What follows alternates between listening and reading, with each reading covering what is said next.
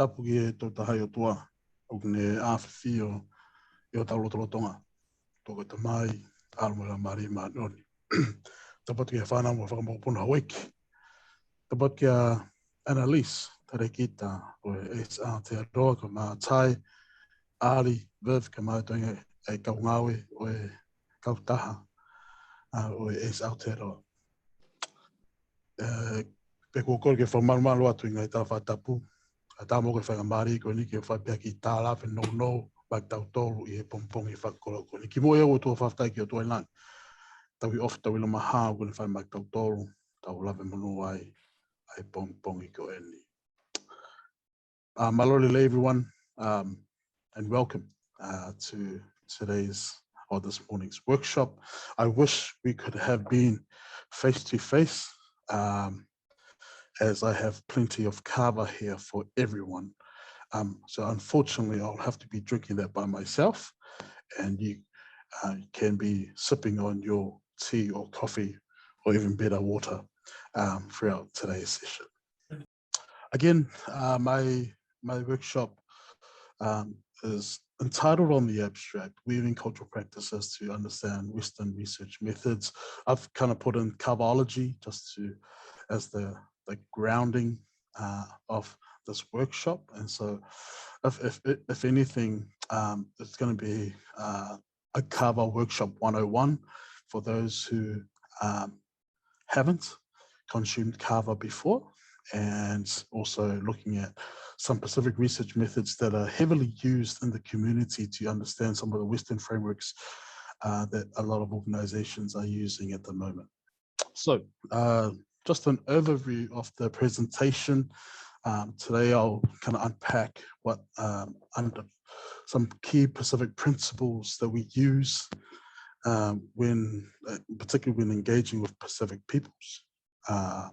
Secondly, I'll kind of talk about the history of kava within the Pacific lens, the social, political, economic, education, cultural, and also the health factors contributing to kava consumption, and also kava socialization.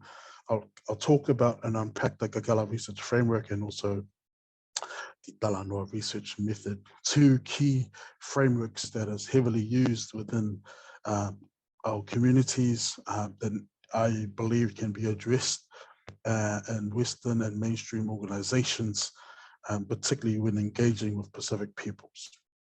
Okay, key principles.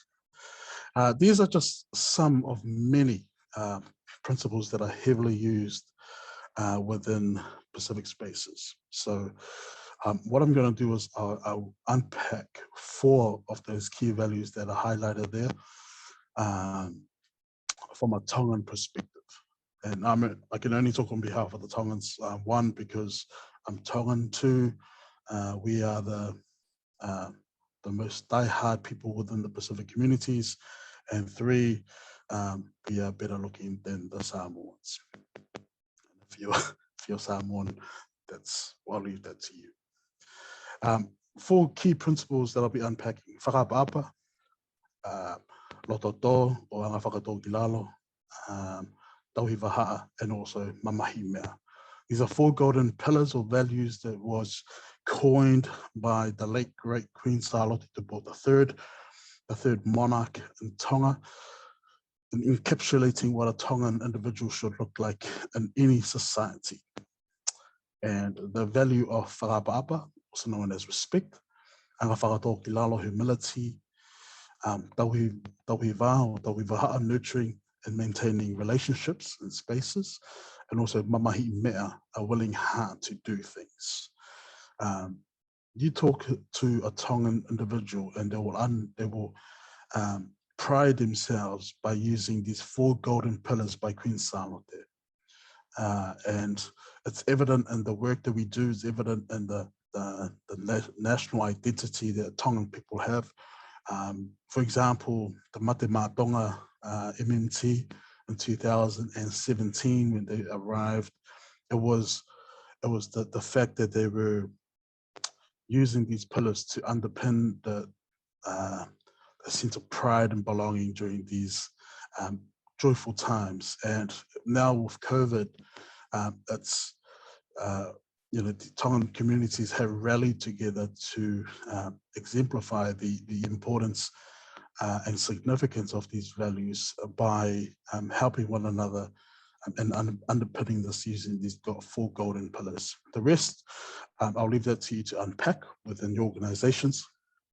And again, I think at the end of this workshop, if anything, it'll be cool for you to see which values you align yourself with, and then from there you choose and identify which values you can use for your own organizations. And I always emphasize the importance when I sit in boards and committees, the importance of value-based frameworks, because that's what ground our people. That's what is grounding our people within our communities, this importance and significance of Pacific values and something that we are familiar with. And so it's more than just competency, cultural competency. This is more looking at the cultural intelligence of our people when engaging with our Pacific people. And so again, if you can unpack, identify 4 key values that you align yourself with, and also identify 4 values that you can align to your organization. And then that's pretty much your strategic framework. So the history of kava in the Pacific. Well, I'm not going to read much into this. I'm going to talk about the history of kava from a Tongan perspective. The story goes, while you guys read, if someone comes to your village or your house or your country in ancient Tonga, for someone of rank or status, you must prepare a grand feast for that person. And so at the time, the king of Tonga was voyaging around the Pacific and made a pit stop at one of the islands, and made a pit stop at Waikiki, an island just outside of mainland Tongatapu. And when the king decided to rest there, the villagers, or the countrymen, decided to prepare a grand feast for the king and his voyagers. When a couple of Te Wānanga and Whewhawha decided to go to the plantation to take and get some crops, some taro for the feast, the king was there. The king was resting under their giant yam. And obviously they couldn't interrupt the king himself to tell him to move. So they decided to come back, have a discussion to see what offering they can give to the king. And a decision was made between the two, and they decided to bury alive or use their daughter kava as their sacrificial offering to the king. And so they made it into an umu or a hangi.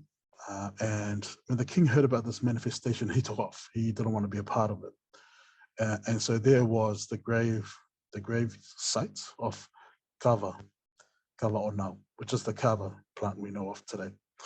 2 years later, 2 plants rose from their burial site. At the top was the sugar cane, and at the bottom of the grave site was the kava plant. And so if you look at it, if you contextualize it to how Pacific people, particularly how Tongans and Fijians would consume kava, the bitterness of the kava is then chased by the sweetness of the sugar cane. And so since that day to this very moment, kava plays a significant role in the centerpiece of our Tongan culture, of our Pacific cultures, as a means to make things official, or make in a very formal setting. For example, in ancient Tonga, when someone wanted to get married, even if that's another controversial topic as well, but if someone wants to get married, instead of having Western rings that we know of today, kava was seen as to make the couple official. You're looking at 21st birthdays. Today you see parents offering keys as a representation, as a metaphoric representation of giving the freedom away to their daughter or their son to enjoy life only in the daytime, but come back home. Kava back then was the offering for you to have that freedom. with someone, if a funeral took place, kava was seen as a way to bring people together. So again, the kava practice has evolved over the years, which I won't talk much into, but it's definitely plays a significant role into Pacific cultures here, not just in Aotearoa, but also in the homelands and wherever Pacific people traverse the globe as well. So if you don't know what a kava plant looks like, this is just the animation of it. Again, just the roots here. And then you've got the leaves that almost looks like taro leaves, but it's not. Story goes, the leaves that we see here in New Zealand, the equivalent plant here in New Zealand is also known as kawakawa.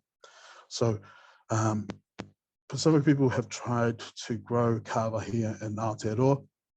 There was a massive kava plant in Raglan over a decade ago, but it didn't have, the problem is the soil. So obviously in the tropical climate in the Pacific makes it perfect space to grow kava, and they can only be found in the Pacific. As Ali mentioned, definitely proud Tongan. This is my family here. My mum and dad, my grandmother, my two brothers, my sister, my wife, and also earlier this year when I graduated with my degree, it was a blessing to have my daughter there as well, baby Nancy. So for those in Auckland, grew up, born and raised in Central, Grey Lynn, before making the move out to the mighty West, attended Kelson Boys High School, and then went into AUT University, completed a bachelor's degree in criminology, a master's in social sciences, which explored kava from a New Zealand perspective, and also a PhD in public health, addressing gambling and problem gambling issues within the Tongan community here in New Zealand. Social factors. Again, one of the key reasons why Tongan, the importance of kava circles or kava ceremonies is due to the social factors of kava. It's the importance of socializations of males, the bridging of conflict through intergenerational harmony, and this referring to the talanoa that takes place in the circle. You will never find a cultural space like the kava circle carried out in a very informal way in Pacific spaces and communities today. The fact that it allows people from different generations to come together using the art of music, oratory, the art of witting. You know, for example, myself sitting in a room with a church minister, a noble chief, someone with a PhD, a high school student, or someone that's unemployed. You have all these men that come from different areas in life and different spaces. And when you enter the circle of when you're consuming kava, everyone takes off their titles and their ranks and status and sit in the circle in one big playing field in talanoa or communication. And I believe if you look at it in the Pacific, it was used as a form of conflict resolution. It's almost a Tongan version of the iwhonga in the Samoan societies. Stephen Halapua used it as a conflict resolution, bringing people together around a kava bowl, consuming kava, consuming the land, and allowing for talanoa to take place. And so if a situation or talanoa got quite serious or intense, and then you will consume kava to break that ice and then carry on the talanoa for the next round. So again, it was seen as the original classroom, church, and talking space for people in ancient Tonga and also ancient Pacific. And hopefully my view is to revitalize this practice here in Aotearoa as a means to bridge the gap between young people and also our elders as well. Obviously, we see that today with the current issue of the outbreak and with COVID-19, with encountering misinformation. You know, you got young people who are doing all their research online and people who are just talking about it. The elders who are struggling to bridge that gap between young people. So this is an opportunity where we can do this. Kava, you can move it onto online spaces, which we have been doing for the past couple of years. And so these although you may lose the face-to-face contact, you still have that mawhana concept woven into the online or digital world when consuming kava on Zoom or Teams or whatever. Real quickly, the political factors of kava, issues in Australia, which is pretty much the only country in the world that has restrictions around kava use or kava importation into Australia, and that's due to some of the communities at the time getting quite ill and blaming kava, but not looking at other substances and other factors contributing to why Aboriginal communities were getting quite ill and liver disease. So at the time, the government decided to blame kava and put restrictions within Aboriginal communities. Within Europe, you're looking at the biggest importers of kava is Germany, and then you've got the likes of Poland and other Scandinavian countries. Then they're using this not the way how we do it, obviously, but they're using it for medicinal purposes. So they using kava in tablets or pills as a means to counteract some of the health issues that I'll be referring to later on this presentation. Cool. Some of the economic factors, obviously there's a massive demand of kava overseas. In the US alone, there's roughly over 200 kava bars. And so you can imagine the number of non-Pacific peoples consuming kava, which means if kava is going there, that creates more supply issues for our people back home to planting kava. However, it does generate more income opportunities for Pacific kava farmers. In fact, there are a number of low-key millionaires within the Fijian and Vanuatu communities as a result of just planting and cultivating kava for overseas demand. The NFL, for example, America's top game or sport, is exporting millions of dollars into the Vanuatu economy as a means of kava. So it's used as a space or an opportunity to bring people together, but also for a number of health issues, which I'll talk about later on. Education, again, it's a learning space for Pacific males. I've used it in my work, and when I used to work at AUT, my current work at the University of Auckland, bringing young people together, sit around the kava bowl and talk about their assessment. And so, again, imagine having a space where you can just sit there grounded and having the opportunity to unpack questions, assessments, research methods, methodology, so on and so forth. So there's a reason why we sit down. There's a reason why we sit down on the ground and consume kava and not sitting on tables and chairs, which is the current situation at the moment. But in ancient Pacific, sitting on the ground allowed people to keep eye to eye and grounded. Whereas today in Western societies, particularly in Western classrooms, you see students sitting on the desk and then you have a teacher who's standing up, automatically creating power relations and power dynamic with an eye contact between a student and a teacher, which also creates conflict in some of the values that our young Pacific people going into the classrooms with, which contradicts and conflicts some of the stuff that they're learning at home as well. So this is another opportunity where we can bridge that gap. This is a photo out at Vaughan Park, Long Bay, the writing retreat. And this is just a group of postgraduate students coming together, unpacking what their assessments, their research, while drinking and consuming kava. So we were sitting there for at least 4 or 5 hours unpacking the meaning of axiology and decolonization and qualitative frameworks from a kapapa Māori perspective. So you can imagine the richness of the Dalanoa just by consuming kava. It just brings value into some of the this discourse that's taking place in Western education. This photo here was taken at Hokitika. This is the kind of workshop that I was hoping to run today if it wasn't for COVID and all these other restrictions. But you know, we just sit there, unpack and talk, and this is the perfect space to establish and nurture relationships while drinking and holding on to the land, also known as kava. Cool. So some of the cultural factors, a lot of New Zealand-born Pacific not just Tongans, but also Samoans, Fijians, Niueans, Cook Islanders, consuming kava as a means to reconnect back to their language and culture. A lot of New Zealand-born Pacific Islanders are consuming kava because they want to reconnect back to their identity.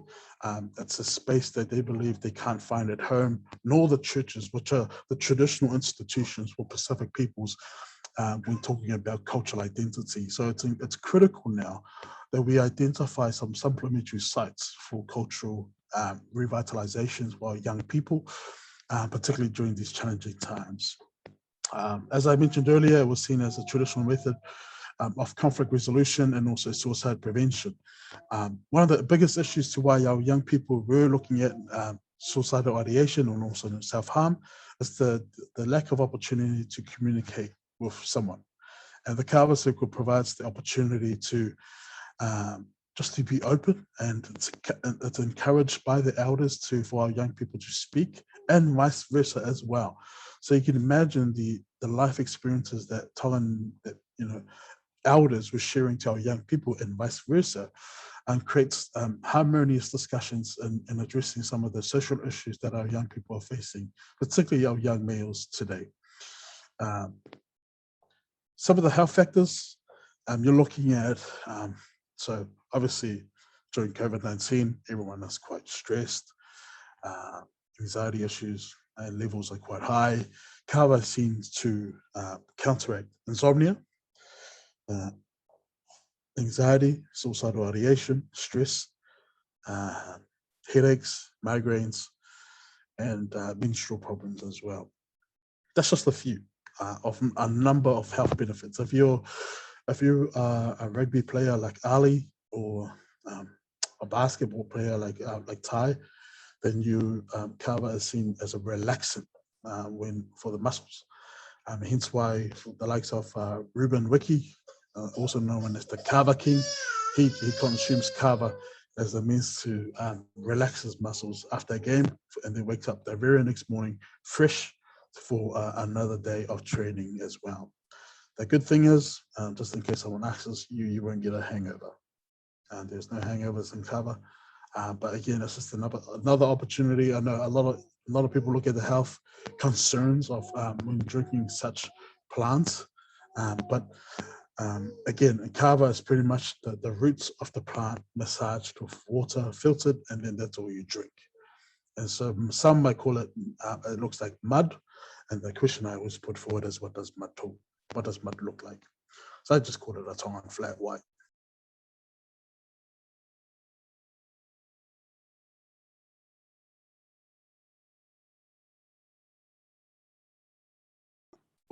I wish I was a scientist to kind of unpack this. They call it kava lactones, but the lactones of the kava plant seem to relax muscles. And so it almost, okay, I'm going to try to be careful with the words here. It numbs the body, but you still have a focus and critical mind when talking. Hence why Tongan males can sit there, drink, and still have critical discourse throughout the night. And so we call it gas bagging, but most Tongans will call it dala noa or po dala noa, which is talking throughout the night about anything and everything. So again, I think it's important that there is research there, Genevieve, regarding the ingredients, but it's actually just the powder. It's the kava plant and water, and that's it. But so it's, yeah, I can forward you some of the research and studies that have been looked at the elements of the kava plant itself.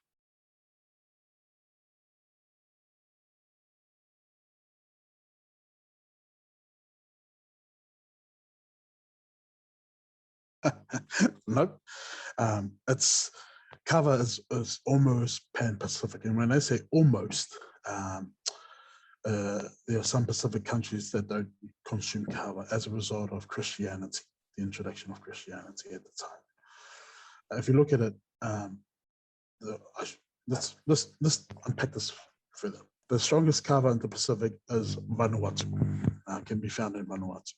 That's pretty easy. Second to that is Pohnpei. If you don't know where Pohnpei is, it's on the map. No, it's in Micronesia, and it's a small island in Micronesia. And then you're going into Fiji, Hawaii, Tonga, and then sad, but no surprises, Samoa comes in with the weakest kava in the Pacific. Yeah, so that's the intensity or the strength of kava in the Pacific. In Tonga, it's predominantly a male practice. In Fiji, it's both genders. In fact, female kava drinkers in Fiji are the most, they drink way more kava than the males themselves. So if you do have an opportunity, do not drink kava with a Fijian female. They will drink you under the table, and they'll make you run.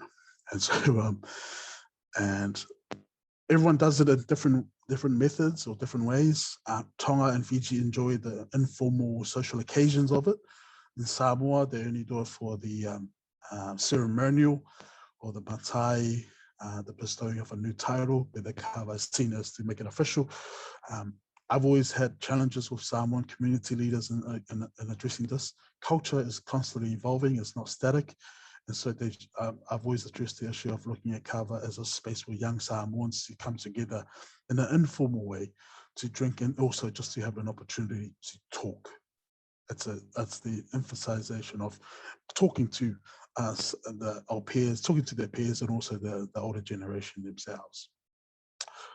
Vanuatu do it differently as well. They love to drink kava in a circle, but not facing each other. I have no idea what that looks like. Here in New Zealand, it's growing, particularly with females. I've always been asked the question, would you allow females to come together? I've always said yes, because it does bring a different perspective into some of the discourse that takes place in the kava circle. So when I was implementing this in tertiary, there was more females than males, and it was cool because a lot of them came for the kava experience, but also just to enjoy the talanoa, the richness and the deep discussions that were taking place in the kava circles. In fact, I know it's a buzzword in some of this in social providers, but having courageous conversations can be done around a kava bowl.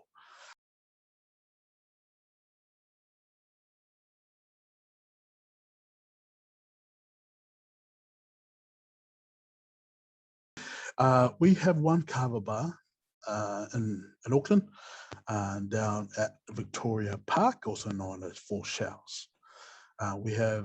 Then you have some local ones, which is carried out by the Fijians in Papatoi and also Otahu. There are some kava bars there, but the one that everyone knows of is the one downtown Auckland. So if you do have the chance to come to it, it is Vanuatu kava. So and that kava bar is not for Pacific. It's not tailored for our Pacific communities. So everyone's got their own niche market, and so this kava bar, the owners is half. One is Tongan, one is American. No surprises there. So they're using this method as a means to engage with the corporate space. So I think I know Vi's here from Wellington. Maybe you can look at a kava bar down in Wellington for the likes of those MPs, maybe to have kava outside Parliament House, which is evident in Port Vila. If you look at Vanuatu, there's nakamals or kava bars outside. And so the parliamentarians, after a massive debate inside house, they will come out, drink kava, and go back in like nothing happened. So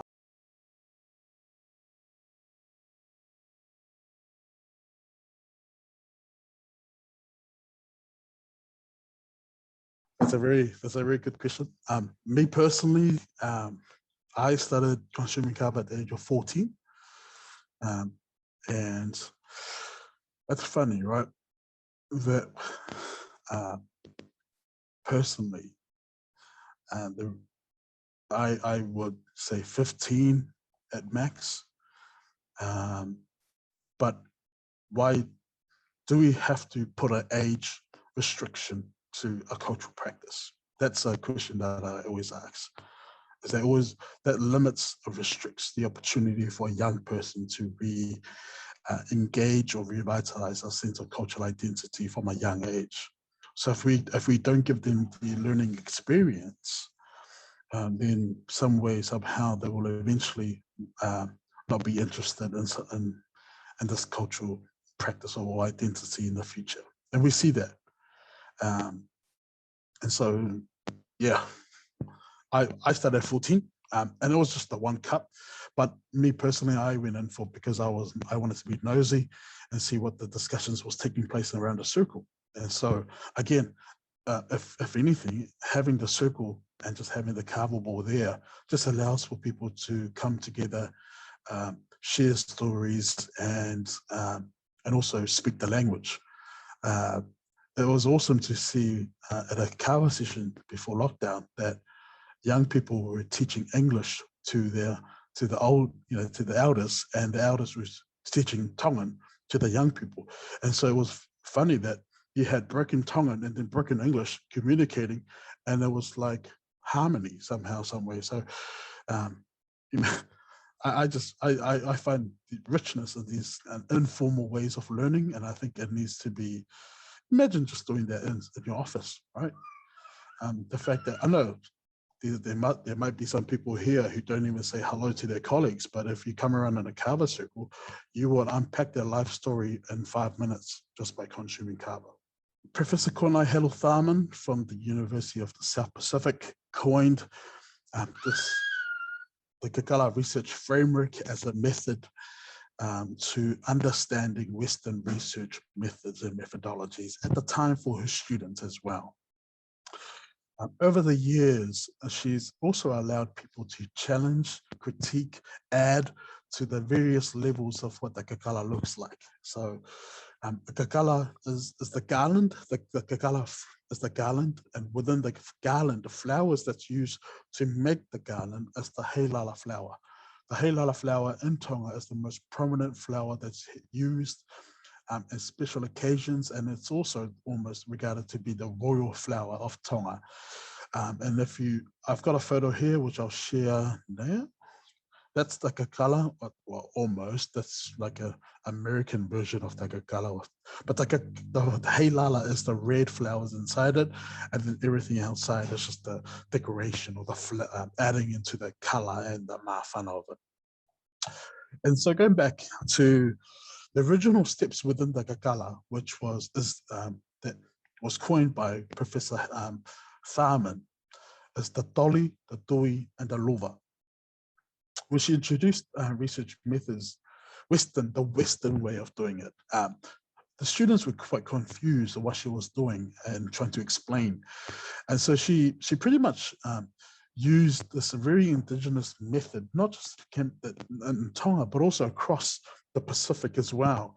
And it's not so much the heilala, but it's the making of the garland that a lot of people use in the Pacific. So she decided to bring across this indigenous method into Western spaces of learning to just simplify and make it to, bring the richness of this cultural method and unpacking Western frameworks. So the toli was seen as the data collection or the picking of the flowers.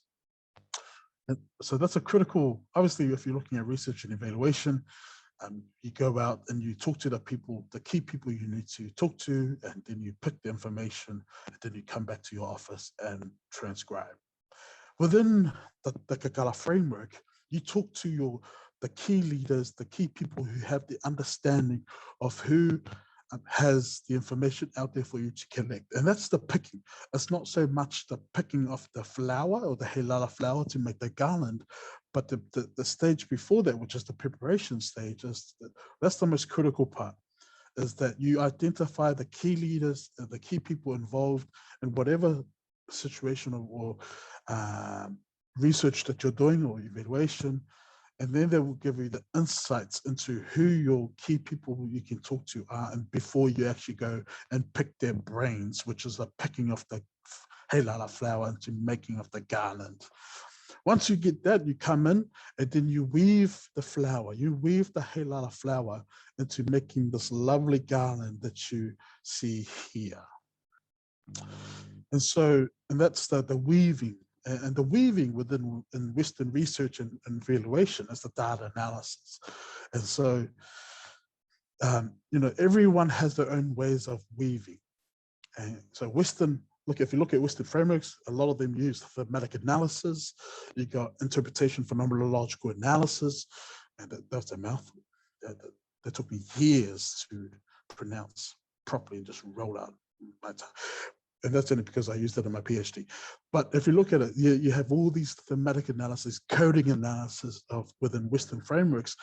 But in unpacking that within Pacific, you let the weaver, who's an expert herself, to identify the key methods and how to, when she weaves, it's the weaving to strengthen and to hold on to the kakala that much longer. So the strength and the intensity of the weaving determines how long the kakala will stay on the helala will stay on the kakala, if that makes sense. And then you have the lova, which is the gifting of the kakala, and also within research frame perspective, you're looking at the data dissemination.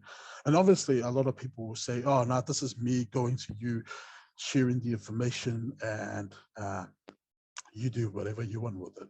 And I've seen a lot of organizations who have consulted the Pacific, come back, write up the whole report, write up the strategic framework and plans, and then just put it in the shelf and then leave it there like it's an antique. Some will go back to the communities and share the big words they've found, and it makes no relevance to some of the engagement they're doing. So in research, if you look at it from a kakala research framework, the gifting, the luva of the kakala is when you put the kakala, the garland, onto someone of prominence. You don't just give it to someone off the street. You give it to someone of prominence, and their role is to make it of value to you and the community that you serve.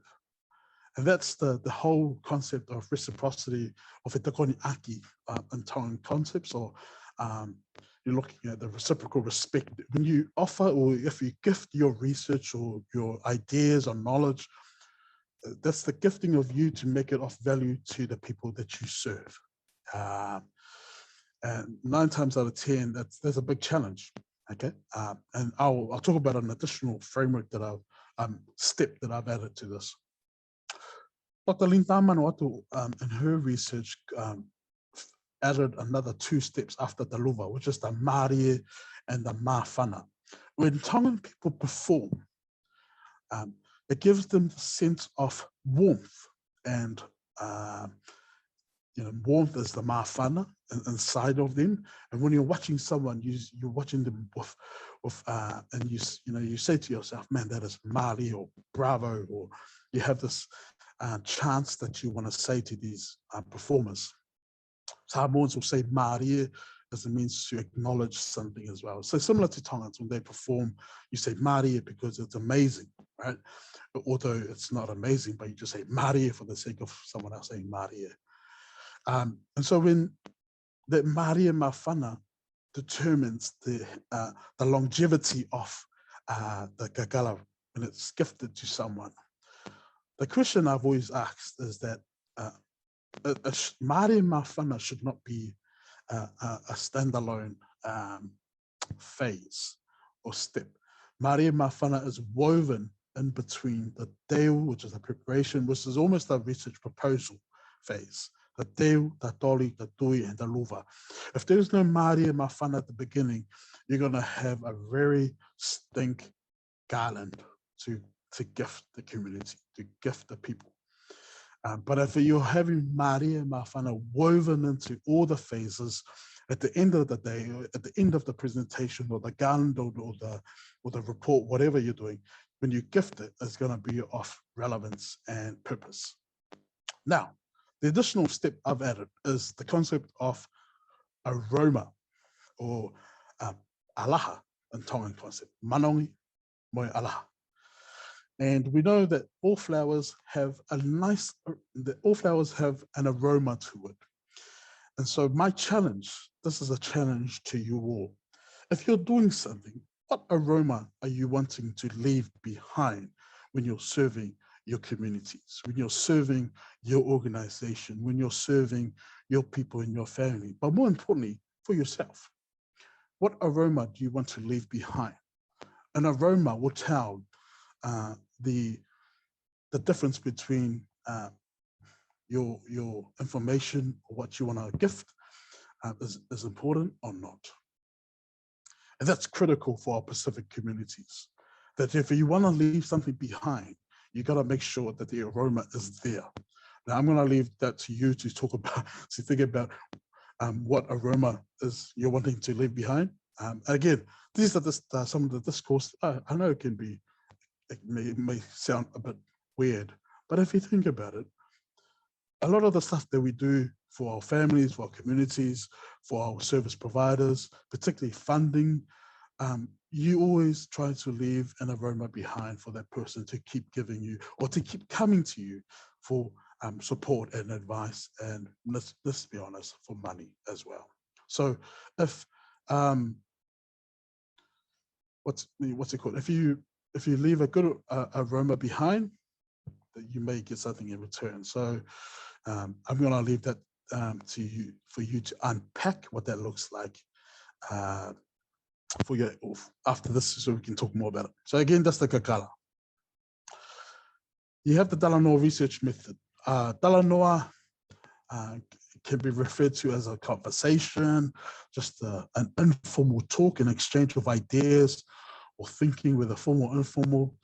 And it's also used, it's usually used in face-to-face, but now we're living in COVID times.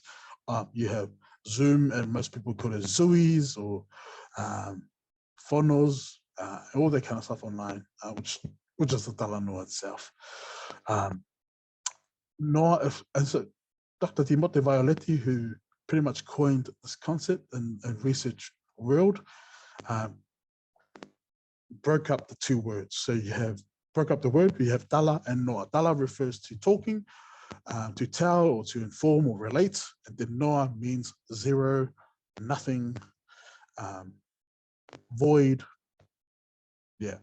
And so when he brought it back together, he kind of referred to as literally talking about nothing, which is, I find it weird, but again, it is what it is in research. But more importantly, it's a framework that's indigenous to Pacific. A lot of people, a lot of our Pacific scholars are decolonizing the word Talanoa. It's important, particularly in Pacific spaces, to decolonize and to also challenge and critique our own research methods when engaging with our people and communities. For example, you can't go to a Fijian or a Vanuatu person and go, hey, let's have a Talanoa. That's not even part of their language. Talanoa is not even in the dictionary. So you've got to contextualize it to the communities that you serve. So if you're going to, within Tongan society, for example, having a talanoa with someone of rank, or a talanoa with a noble chief or the king himself, that's not a talanoa. You can't just go to him and say, hey, is it all right if I can have a talanoa with you? Maybe a talanoa with a young person, but also you've got to understand what talanoa is in the context that you're in at the moment. So it's a buzzword within Pacific research, but I think it needs to be unpacked, and maybe this is an opportunity for you and your organization to maybe use talanoa research as a means to engage with our communities, but contextualize it to the communities that you serve as well. And also the kakala.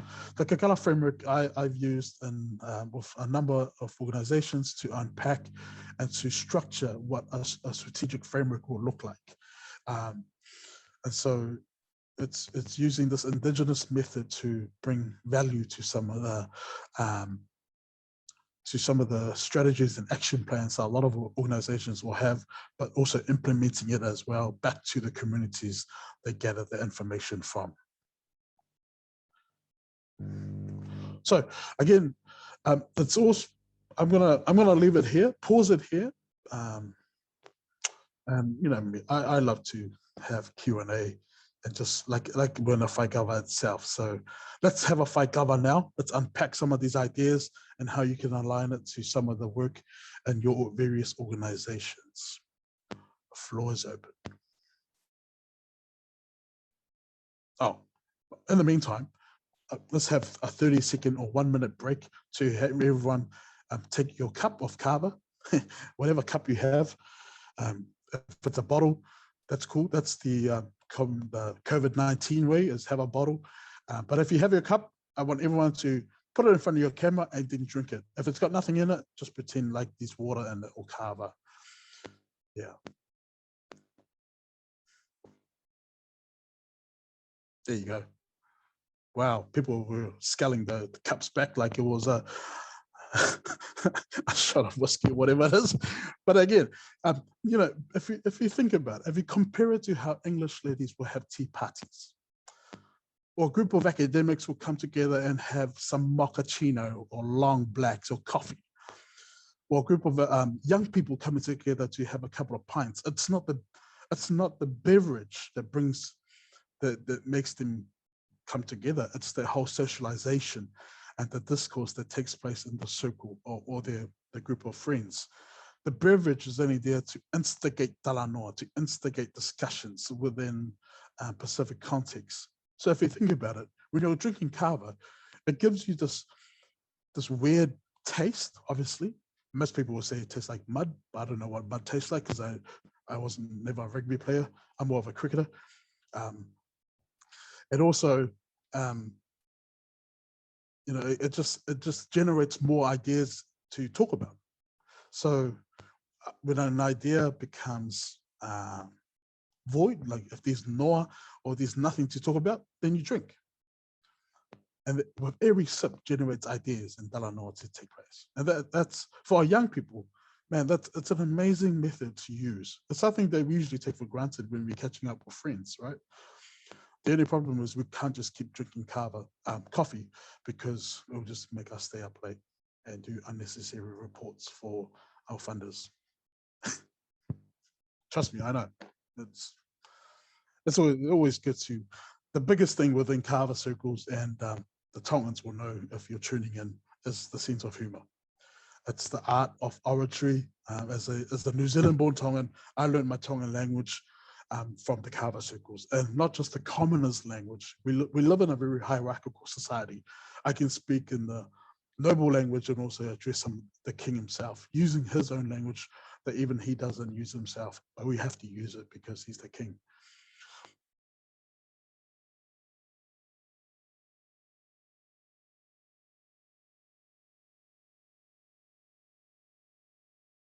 The whole standing up issue of drinking kava, again, it can be found across all Pacific cultures as inappropriate. Totally understand that. And obviously people will only contextualize or make an opinion of what of something based on what they've seen, not understanding the full context of some of the stuff that took place within that visit that you've just shared. So me personally, people use kava for a long time, if that makes sense, not for a good time. And that good time is also seen as a short time. And so, for example, the Fijians, when they use kava, is to bring people together, sit down and talk for a long time, not a good time, or short time. And so hence why obviously you get that comment from the Fijians.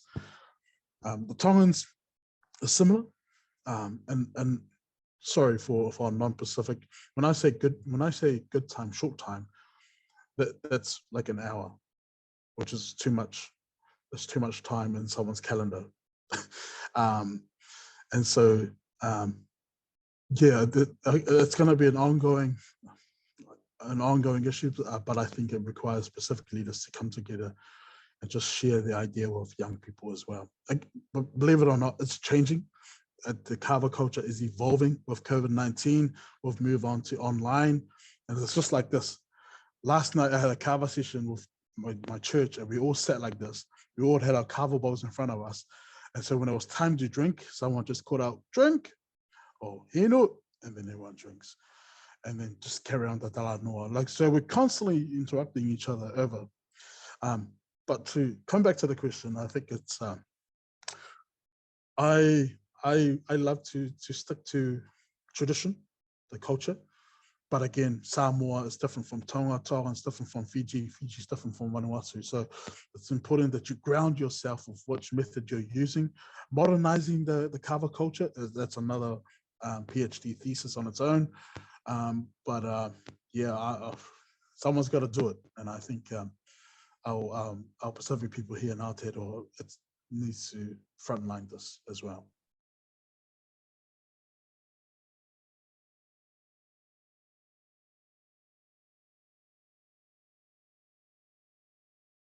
There was a writing that was done by some cultural theorists in the US, where they look at beverages, right? So kava obviously is Pacific. Guinness is the national drink of which country? Guinness Island. And then you have whiskey. Okay, Scotland. Yeah, yep. Definitely Scotland. Yep. Tequila, Mexico. So these beverages has a cultural practice to it. There's a practice to it and how people drink, right? And so these practices have been done for years, but as then being contemporary, then you're looking at, then they bring it over to other spaces and everyone has their own ways of doing it. Similar to Iloma's question earlier, and how you modernize some cultural practice with kava in different spaces, you know, looking at tequila, for example. Drinking of tequila here is a shot glass, but back in Mexico, they have their own practice of doing things. And I'm pretty sure it's similar to how Aboriginal communities would come together. They have their own practice. Our young people have their own practices. We've just got to identify it and weave it into some of the work that we're doing and unpacking it, what it looks like. So I'm trying to use kava practice or the faikava circle into addressing suicide prevention at the moment for Pacific males. There was, you know, this was a time where the lack of communication, there was intergenerational conflict, homes wasn't working, church leaders didn't want to bar it. So it was pretty much weaving in cultural spaces into these very sensitive issues that we, as young people, are facing today. The other big issue that, this is a question just me, a question that I'll answer now before I get asked, which is kava an alcohol or drug? That's a big question everyone asks. Kava is not alcoholic. There's no added flavors or all the other unnecessary stuff that's added to it, other than water from the water. Drug. Now this is another interesting debate at the moment. Kava, I've got to say it's, and I've contributed to a report by the Global Commission looking at drug policy across the world. Kava is a narcotic, obviously making it a drug. However, no one addresses coffee as a drug. No one addresses green tea as a drug. So these other beverages that we use, consume on a day-to-day basis, that is also considered as drugs. However, the problem is, and I can forward the report to you, Ali, to send to our participants today. Not all drugs are bad, and the word drug itself has a negative stigma to some of the traditional, the day-to-day drugs that we consume today. So if your cup has coffee, you're consuming drugs. Relax. That's just a nice way of trying to contextualize it. But again, you know, people have got to contextualize it instead of making the perception of a drug as a negative thing, if that makes sense. Yep, and our young people are now, they're all researchers, our young people are now scientists, and they're unpacking this themselves. And so I think, if anything, that's one critical aspect within working with the community around kava spaces, this weaving of this cultural practice into understanding not just research, but also ways of engagement with our people, is to unpack some of the legalities of it, including the drug aspect.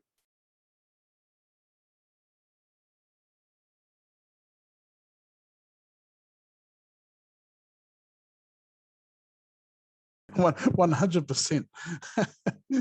Yeah, sorry, I'm not sure if 100% is detected or not, but no, you can't, because the breathalyzer only detects alcohol, and so you'll see a lot of there's a recent study that's come out from the University of Waikato highlighting the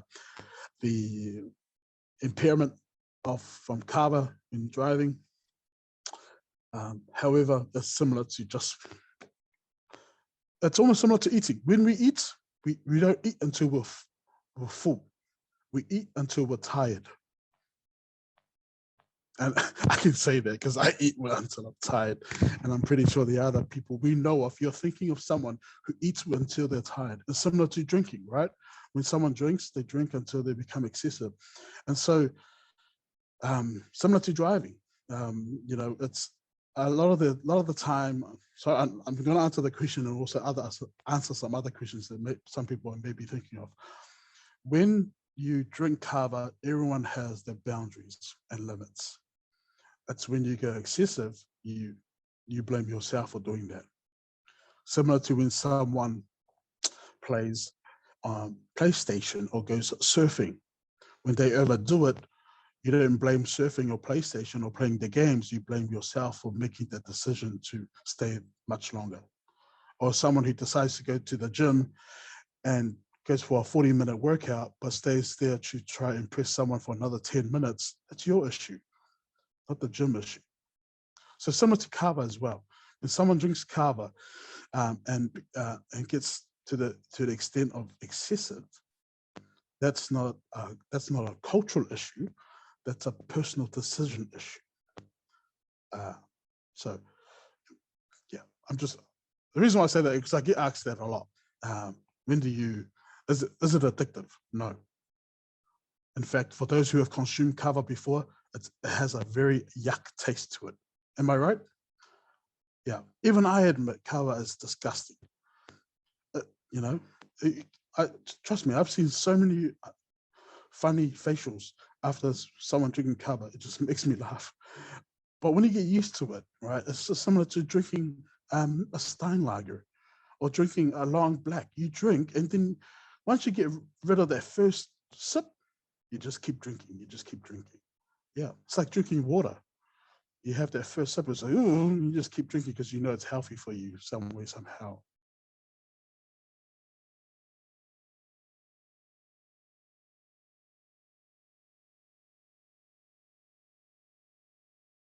So it came out of a study in 2017, a Tongan youth national suicide study, where we interviewed family members who had lost someone to suicide.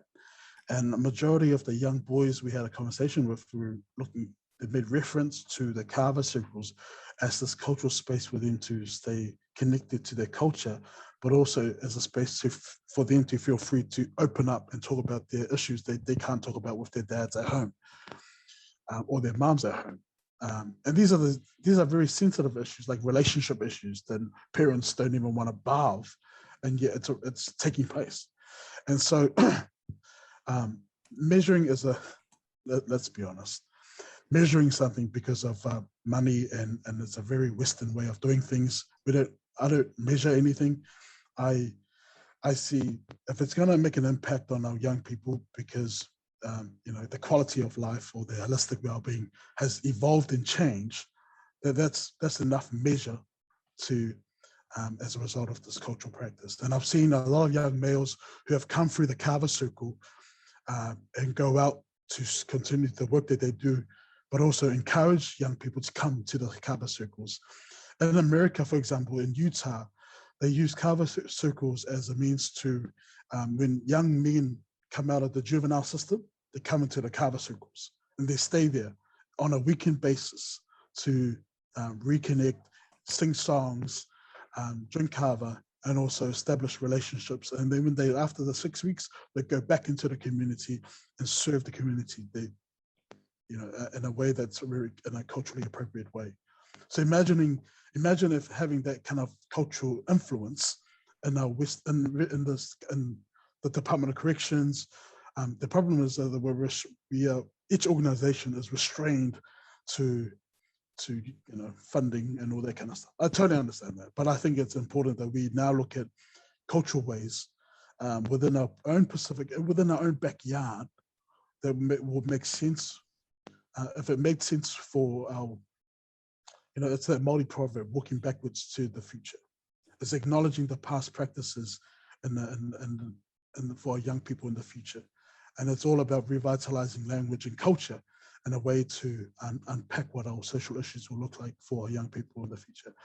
May I finish off with this quote? And hopefully this will inspire you, because it's inspired me in doing my PhD journey. By Benjamin Disraeli, we once said, "The greatest good you can do for another is not to share your riches, but to reveal to them their own." Each and every single one of you here are in a position to unpack the hidden riches within our young people. And it's not for you to share what you have accomplished in life, but it's for you to unpack the hidden values that God has blessed our young people with, for them to continue the work in serving our people in the future. So with that, Māloa Pito, Ali, Tai, Annalise, Viv, and the team from Exile Aotearoa, and everyone here tuning in from wherever you are. If you're outside of Auckland, I am jealous, but I'm looking forward to moving down alert levels when we can get together, drink kava, and have a good time. And with you all. And again, if you want to reach out for more further information, please feel free to email me. I'll send my information to Ali, and then we can keep in touch from there. With that, kia ora, and have a blessed Friday and weekend.